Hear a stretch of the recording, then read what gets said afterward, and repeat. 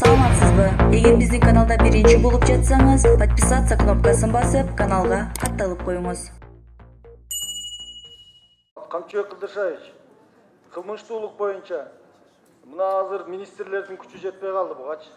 Сиздин деңгээлиңизге алып чыгайын, эгер сиз дагы карабасаңыз, анда президенттин деңгээлине алып чыгыш керек болот.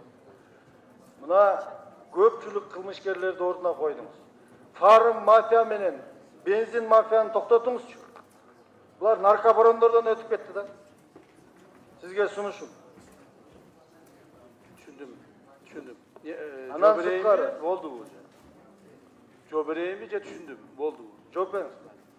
Эми урматтуу депутаттар, Шайлообек Карабекович, кылмыштуулук боюнча өзүңүздөр билесиздер, бир жыл мурда кандай акыбалда болчу. Жакшы билесиздер. Бир жыл мурда кылмыштуулук боюнча мамлекетибизди бүт кылмышкерлер ороп алган. Айрыкча уюшкан кылмыштуулуктар ороп алган. Түштүктө өзүнчө мафияласы бар, түндүктө өзүнчө мафиясы бар. Кылмышкерлер бири вор закон болуп, бири положенец болуп, бүт Кыргызстанды ороп алды. Керек болсо мамлекеттик кызматкерлерди, депутаттарды жана мамлекеттик ишканаларга косула башташкан. Бүгүнкү күндө андай жок, билесиз. Андай жок. Азыр бир уюшкан кылмыштуулуктун мүчөсүбү, жетекчисиби, башкасыбы башын көтөрүп көрсүн, башын жанчыйбыз. Бир дагы уюшкан кылмыштуулук башын көтөрө албайт. Мына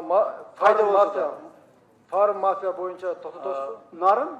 Фармакология боюнча. Фарм мафия боюнча.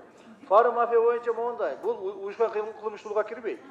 Бул финансылык мафия кирет. Мен бул боюнча эки айтып берейин. Фарм мафия боюнча бул жерде мамлекеттик өзүбүздүн кызматкерлер, департамент лекарственного обеспечения деген бар. Ушулар өздөрүнүн функциясын аткарбастан кайрадан баягы кылмышкерлер менен, сиз айткан кылмышкерлер менен чогулуп алып туруп, элдин канын соруп атышат. То есть мамлекет өзүнүн функциясын аткара албай калган.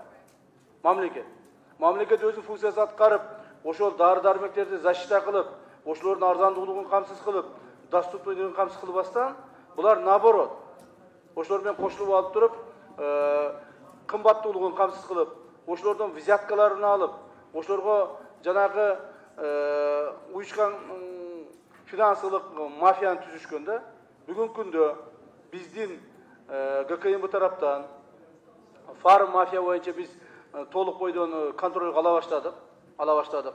Себеби кандай болгон? Себеби мына Кыргызстанда бир чоң мафия компания бардык башка мамлекеттердеги фарм заводдор менен контракттар түзүшөт дагы, биздин Кыргызстандын компанияларын түздүрүшпөйт. Алар алып келген баалар Турцияныкы менен биздикini салыштыра турган болсок, 5 эседен 10 эсеге чейин кымбат дарылар болуп кеткен. Мунун бардыгы элдин жонунан жон терисин кыйып алып атышкан да. Бүгүнкү күндө буларды биз толук көзөмөлгө ала баштадык.